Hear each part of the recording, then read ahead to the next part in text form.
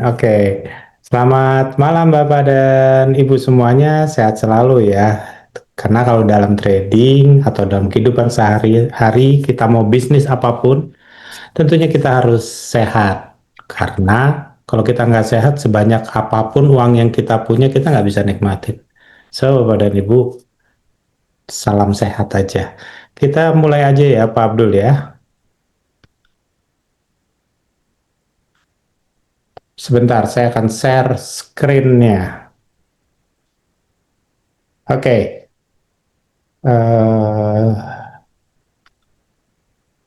sudah terlihat screen-nya yang besar atau yang kecil nih Pak Abdul? Yang besar. Jadi Yang sudah besar ya. terlihat Jadi satu layar semuanya ke jelas. detect. Oke. Baik, Bapak dan Ibu semuanya. Malam ini saya akan coba membawakan suatu tema yang judulnya adalah navigasi portfolio saat angka inflasi kembali naik. Mengapa ini menjadi penting? Karena kalau menurut saya ini adalah yang perlu kita bahas untuk ke depannya. Sebelumnya, perkenalkan nama saya Reza Aswin. Saya kuliah di Unpad. Saya masuk Unpad itu tahun 1985 dan saya masuk di STIE di Jakarta, jurusan pemasaran global itu tahun 1999. Kalau untuk pekerjaan tahun 1990 saya ada di industri air minum selama 13 tahun. Lalu tahun 2005 saya masuk ke industri perdagangan berjangka sampai hari ini. Jadi kalau dihitung-hitung ya plus minus lah sekitar 21 tahun di bisnis ini. Banyak perjalanan yang sudah saya jalani gitu ya. Dan tentunya nggak semuanya bagus, nggak semuanya yang seperti Bapak dan Ibu sering lihat di live TikTok atau di Instagram semuanya biru gitu ya, nggak gitu. Nggak ada yang namanya eh, trading itu semuanya warnanya profit, warnanya biru, warnanya menyenangkan, enggak. Selama 21 tahun tentunya juga jatuh bangun. Sama seperti Bapak dan Ibu hari ini mungkin. Tapi yang jadi permasalahan adalah niat untuk kita trading itu niatnya buat apa gitu. Ada orang yang niatnya memang untuk trading itu hanya permainan, bukan perdagangan. Yang lebih parah lagi, perjudian dan bukan berbisnis. Pada saat kita masuk ke titik itu, ada baiknya kita hindari. Karena pada saat kita masuk ke dunia trading forex misalnya, tapi membuat kita menjadi seorang pejudi, maka menurut saya tinggalkan. Karena uang yang kita dapat kemungkinan nggak berkah, yang ujungnya pasti akan habis lagi. Bapak dan Ibu semuanya, kita disclaimer aja dulu ya, bahwa webinar ini hanya bentuk suatu edukasi, suatu sharing, suatu pembelajaran, dan ada suatu sudut pandang yang mungkin Bapak dan Ibu bisa kita diskusikan untuk kedepannya. Dan semua yang mengatasnamakan Reza Aswin, JM18, Imperium Strategi, untuk mengumpulkan dana untuk kepentingan trading, investasi, jangan pernah transfer, karena itu penipuan. Kami nggak pernah minta Anda untuk memasukkan uang ke rekening-rekening pribadi yang tidak jelas. Jadi Bapak dan Ibu semuanya hati-hati. Industri ini itu nilainya triliunan. Itu sebabnya pemainnya menjadi banyak. Itu sebabnya banyak orang masuk ke bisnis ini hanya untuk mencari keuntungan pribadi. Hati-hati. Oke, dan kita juga harus tahu bahwa 90% orang yang masuk ke bisnis ini itu adalah loss. Hanya 10% yang profit. Ini penting saya katakan di depan supaya kita tidak tergiur oleh orang atau siapapun itu yang ingin mentradingkan uang Bapak dan Ibu dengan hasil yang cukup signifikan, sebulan 30%, sebulan 40%, tingkat akurasinya 90%. Bapak dan Ibu semuanya jangan pernah percaya. Karena menurut data sampai hari ini, 90% orang yang masuk ke bisnis ini adalah loss dan hanya 10% yang profit. Pertanyaannya adalah kenapa yang 90% itu adalah yang kalah dan hanya 10% yang profit. Kalau kita lihat ya paling gampang. Yang 90% ini pasti nggak mau belajar, pasti nggak mau edukasi, pasti selalu mengatakan kayaknya harga mau naik deh, kayaknya harga mau turun deh. Intuisinya yang dipakai, feelingnya yang dipakai. Mereka nggak pernah lihat fakta, mereka nggak pernah lihat data, mereka biasanya terus bermain dengan yang namanya technical.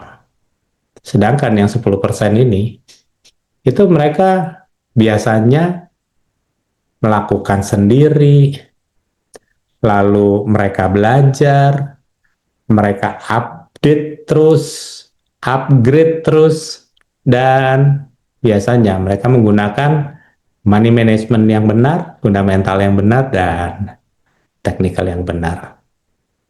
Bapak dan Ibu, kita tinggal pilih. Kita mau bergaul sama yang 90% atau 10%. Itu pilihan kita. Baik, kita mulai saja ya tentang ini. Navigasi portfolio saat angka inflasi kembali naik. Kita udah tahu ya, mulai dari awal tahun 2026, semenjak Presiden Donald Trump menjadi presiden di akhir tahun 2025, dunia berubah. Pada saat dia jadi Presiden Amerika Serikat ke-47, kita udah tahu semua tarif dinaikkan. Barang-barang yang masuk ke Amerika dikenakan tarif yang jauh lebih tinggi daripada biasanya. Sementara pada saat tarif itu dinaikkan, sebenarnya Trump mempunyai suatu strategi, yaitu negosiasi. Bapak dan Ibu semuanya, tentunya ini akan membuat angka inflasi akan terus naik pada saat tarif dinaikkan. Belum selesai dengan tarif. Di akhir bulan Februari, Amerika Serikat bersama Israel menyerang Iran. Dan cerita ini menjadi panjang. Iran membalas, dan tidak hanya membalas kepada Israel saja, tetapi semua negara tetangga dari Iran, termasuk Bahrain, Qatar, Arab Saudi, semuanya terkena imbasnya. Karena serangan dari Garda Nasional Iran itu mulai mengaktifkan yang namanya proksi regional. Apa sih proksi regional? Proksi regional adalah suatu kelompok-kelompok yang dididik oleh Iran dan ada di luar negeri, seperti ada di Lebanon, ada di jalur Gaza, ada di Yaman. Mereka membentuk suatu kelompok-kelompok yang namanya Hizbullah, Houthi, gitu. Dan tentunya untuk di jalur Gaza kita kenal dengan nama Hamas, dan inilah yang akhirnya kawasan Teluk menjadi konflik yang berkepanjangan sampai hari ini. Cerita punya cerita, di ujung akhirnya Amerika Serikat akan membumi hanguskan Iran. Tetapi akhirnya ditunda. Karena ditunda, tentunya Iran merasa perlu untuk membuat blokade. Cerita ini akan menjadi panjang. Tapi yang jelas, apapun yang terjadi, kita sebenarnya bukan nggak peduli dengan yang terjadi di luar sana. Tapi paling tidak, kita harus bisa beradaptasi. Karena pada saat kita tidak beradaptasi, maka uang yang kita punya itu akan terus tergerus. Bapak dan Ibu semuanya, kadang-kadang ya, kita tuh agak bingung. Uang yang kita tabung, saldonya bisa sama tahun kemarin dengan tahun sekarang. Jumlahnya sama, nominalnya sama, tapi ingat, nilainya bisa berkurang. Kenapa itu bisa terjadi? Sebenarnya, kalau kita lihat dari datanya, IMF sudah membuat suatu laporan. Laporannya sederhana menurut saya. Pertumbuhan untuk tahun 2026 diprediksi hanya 2% sampai 3,1%. Kata siapa? Kata IMF. Dan angka inflasi kemungkinan akan ada di 4,4% sampai 6% di tahun 2026. Apabila kita melihat laporan seperti ini kan kita harus berpikir gitu loh. Ini maksudnya apa gitu. Maksudnya sederhana bahwa apabila Bapak dan Ibu mempunyai uang, jangan sampai tidak berkembang selama setahun. Kira-kira berapa ya berkembangnya? Sebaiknya di atas 6%, karena angka inflasinya 6%. Jadi setahun itu harus lebih tinggi daripada 6%. Nah, kalau ini misalnya kita aplikasikan, lalu kita punya uang, kita masukkan ke tabungan misalnya, kita masukkan ke deposito yang hanya mendapat setahun 4% atau 5%, otomatis tabungan itu memakan uang kita. Jadi uang kita habis bukan karena kita makan, tetapi angka inflasi yang makan. Ini adalah cara paling mudah untuk membaca suatu laporan-laporan dari lembaga-lembaga keuangan di dunia. Nah, tentunya sama seperti saya katakan di awal tadi, bahwa Selat Hormuz itu memang menjadi permasalahan yang sangat pelik, karena kita udah tahu 20% jalur energi itu lewat Selat Hormuz. Sayangnya, pada saat Selat Hormuz ini mulai diblokade, mulai ditutup oleh Iran, dan sekarang Amerika Serikat ikut lagi nutup di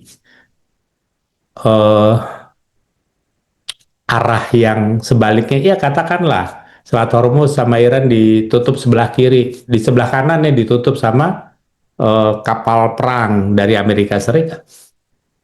Otomatis tidak akan ada kapal yang lewat. Nah, kalau ini terjadi, banyak langsung orang berpikir, oh harga minyak naik. Lah itu mah udah pasti, bos.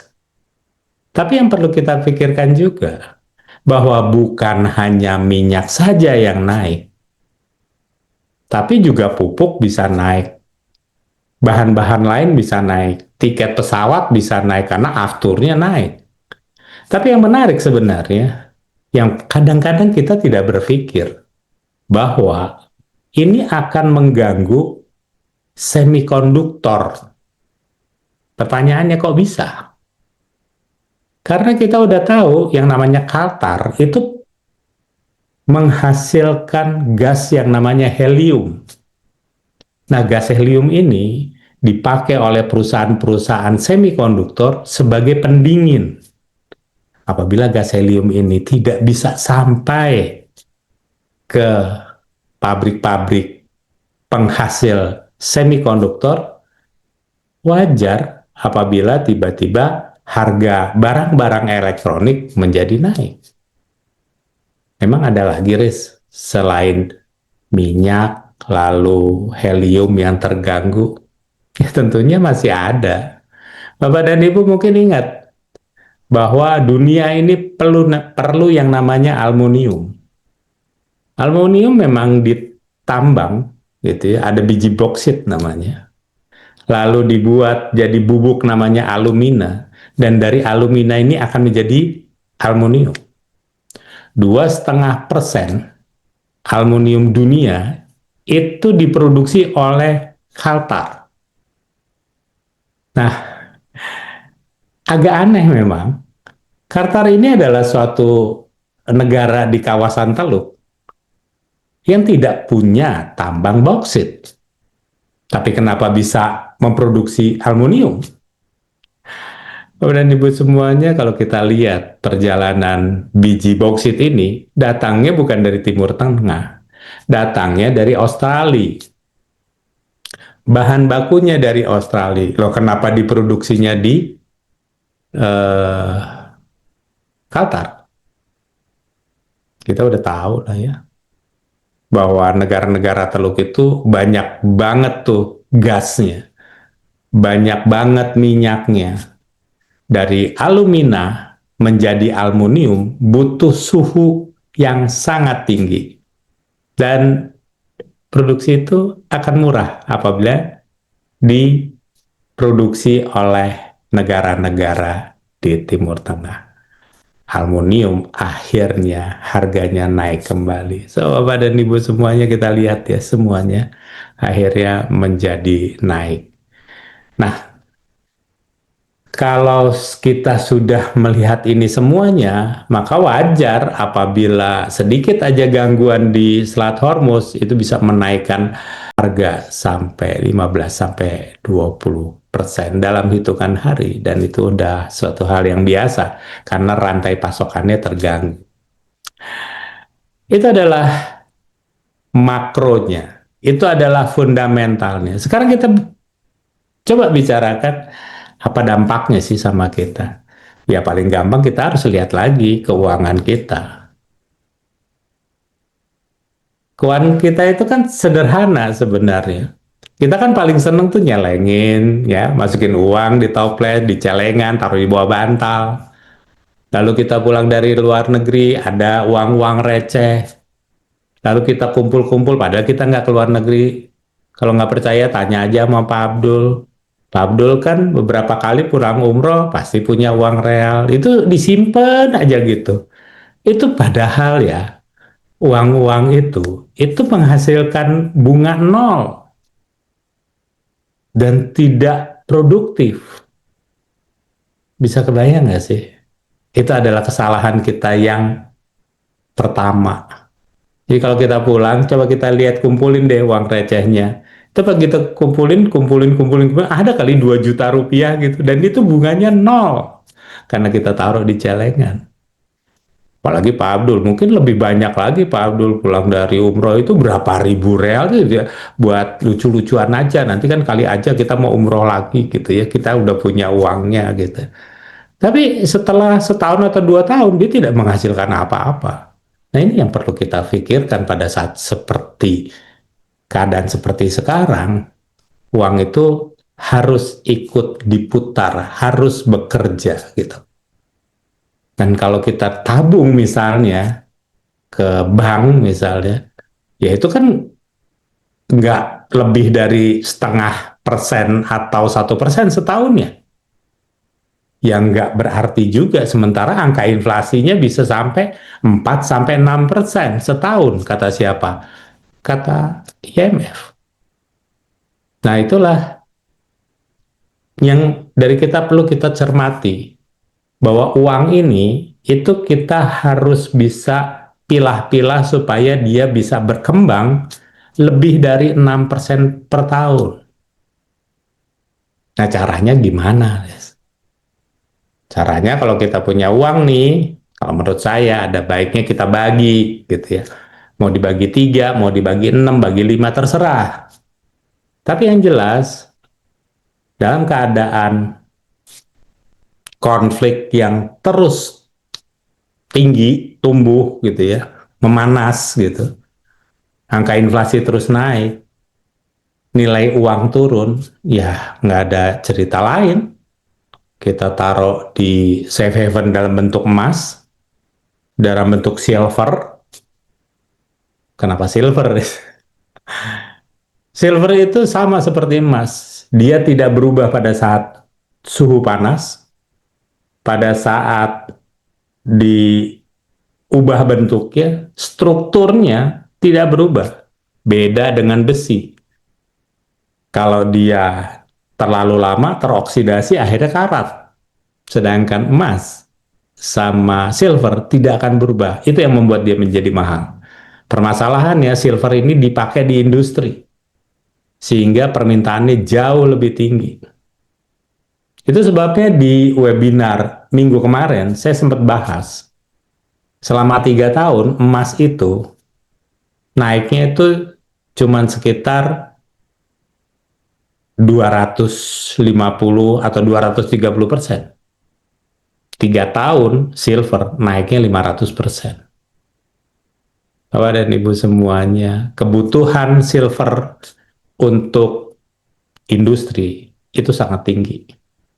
Apalagi kita udah tahu bahwa yang namanya semikonduktor, panel surya, mobil listrik semuanya gunakan silver. Kita akan taruh uang kita lebih besar di komoditi.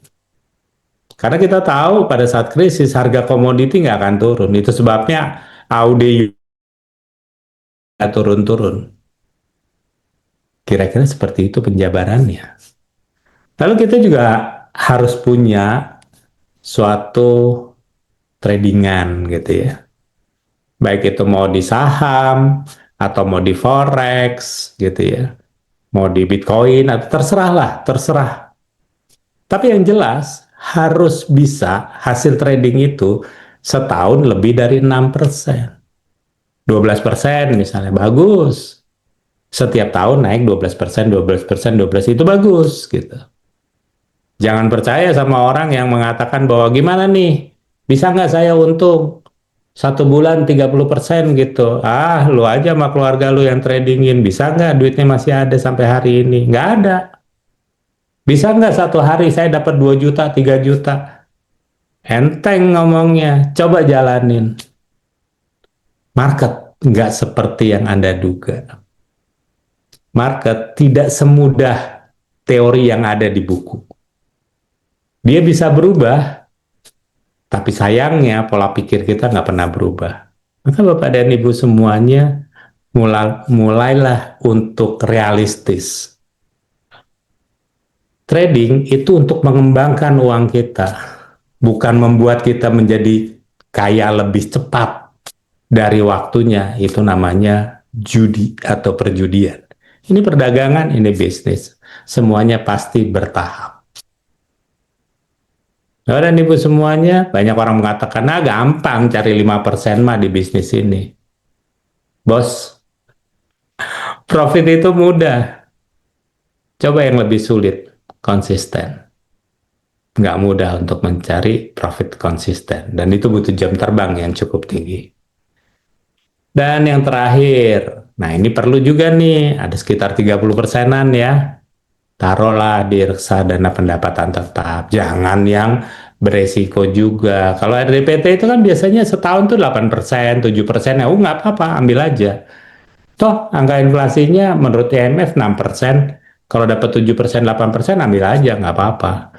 Lalu, taruhlah misalnya ada di mata uang asing gitu ya. Taruh di US dollar atau di Aussie dollar atau di Swiss franc atau di apapun gitu. Yang penting setahun dia bisa naik di atas 6%. Jangan diliatin setiap hari. Ini kan mata uang fisik 1 banding 1, bukan pakai leverage.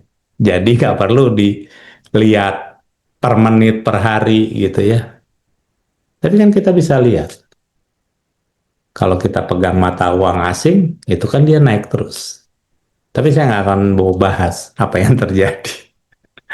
Tapi yang jelas Bapak dan Ibu semuanya, kita harus sudah mulai mengubah. Jangan kita terlalu senang dengan melihat uang kita yang ada di bank 500 juta, 800 juta, 1 miliar, 2 miliar. Seneng gitu, karena saldonya masih tetap segitu. Ingat bos, pada tahun 2020, harga 1 kilo beras itu 9.000. Hari ini Ya, yang premium-premium lah. Itu harganya 19.000. Bisa kebayang nggak kenaikannya berapa persen dalam waktu 5 tahun? Berapa banyak uang kita nyusut? Kalau lebih gampang misalnya, harga 2020 harganya 9.000. Lalu kita pakai beras yang bulog 12 ribuan gitu ya. Atau 13 ribuan. Itu aja udah kita bisa lihat berapa persen kenaikannya. 30%. Atau lebih gampang mungkin. Kita punya tahun 2020 kita punya uang 100 juta. Kita beliin emas. Harga emas waktu itu masih sekitar 700 ribu.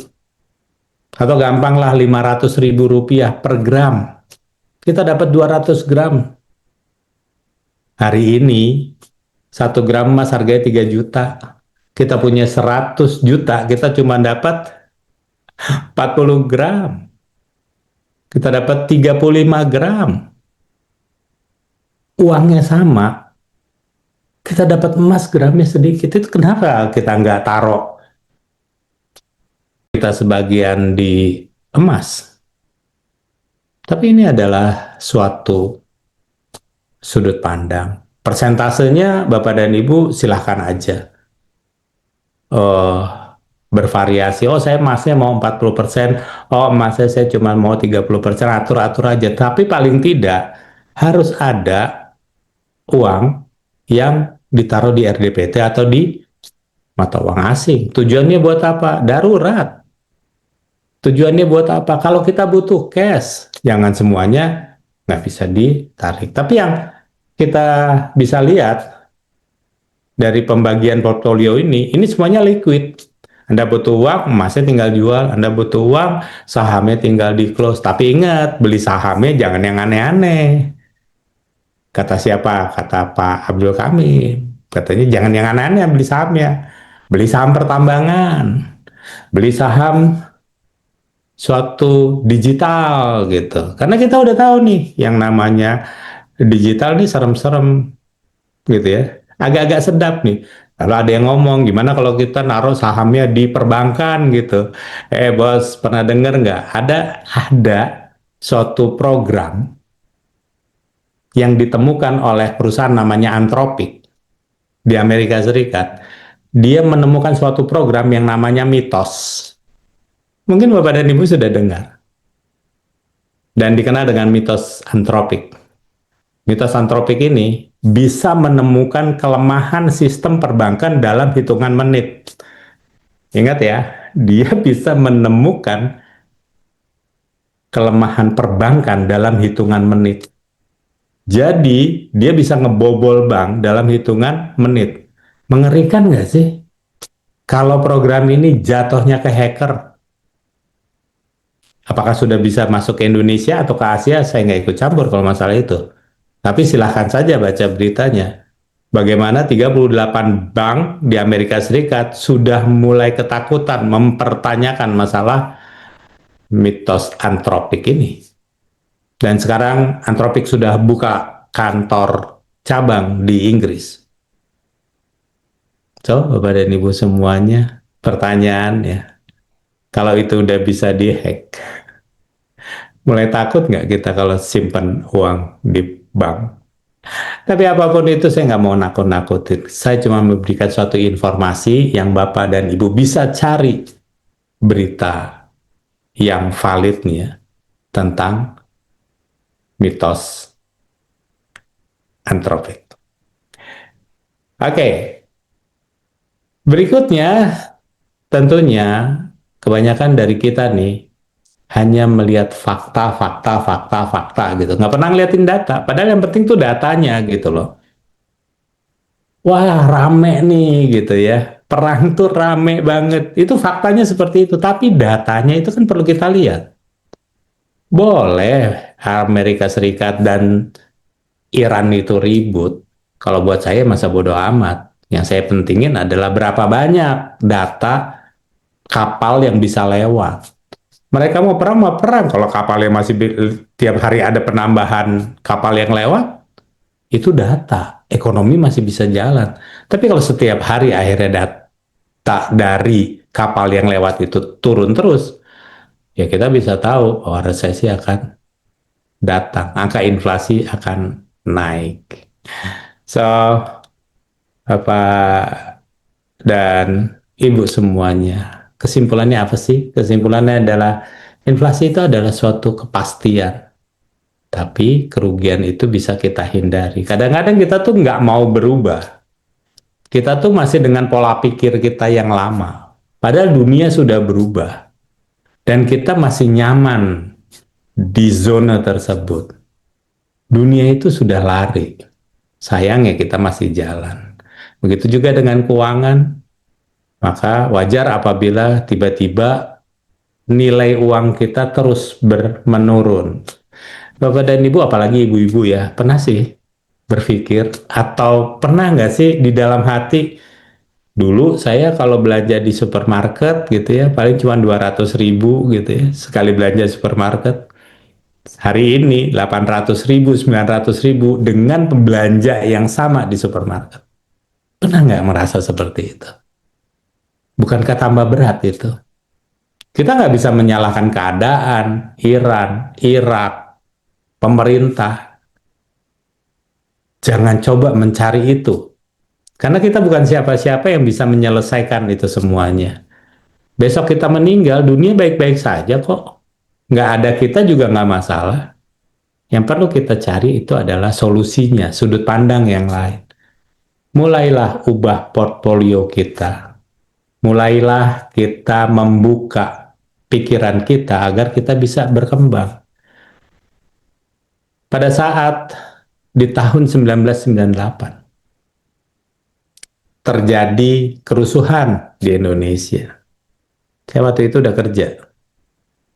Saya dapat gaji dalam bentuk rupiah. Teman saya dapat gaji dalam bentuk dolar. 1998 dia kekayaannya meningkat. Saya tetap miskin di tahun 1999. Gara-gara apa? Gara-gara saya gajinya rupiah, dia gajinya dolar. Tidak ada kenaikan, tapi karena nilainya tinggi, dia bisa membeli banyak apartemen. Saya hanya ingin mereview dengan kejadian tersebut dan sekarang berulang, apakah kita masih tetap bertahan dengan pola pikir kita yang lama, yaitu menyalahkan keadaan, menyalahkan pemerintah, menyalahkan perusahaan, menyalahkan daya beli masyarakat, apapun itu. Berhenti dan ubah portfolio Anda. Karena menurut saya tumpukan aset yang menganggur yang kita punya itu sebenarnya tidak membantu. Kadang-kadang kita beli tanah, tapi nggak dibikin apa-apa, tapi kita bayar pajak terus. Itu beban. Tapi kalau tanahnya dibuat rumah, rumahnya disewakan, ya nggak apa-apa. Karena dari hasil sewa itu kita bisa bayar pajaknya. Dan harga tanah naik terus. Itu nggak masalah, itu bukan beban. Tapi kita lagi investasi.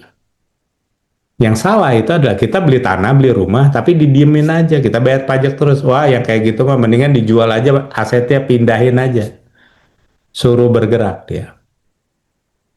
Bapak dan Ibu semuanya, kita udah tahu bahwa mulai hari ini kita buat keputusan, ini akan berdampak terhadap 2, 3, 4, 5 tahun ke depan. Pada saat kita membuat suatu keputusan yang salah hari ini, dampaknya kita akan lihat 2 sampai 5 tahun ke depan. Bapak dan Ibu semuanya, Imperium Strategi itu mengajarkan suatu metode dalam kita trading dengan cara yang aman, nyaman, dan tentunya harus profit konsisten.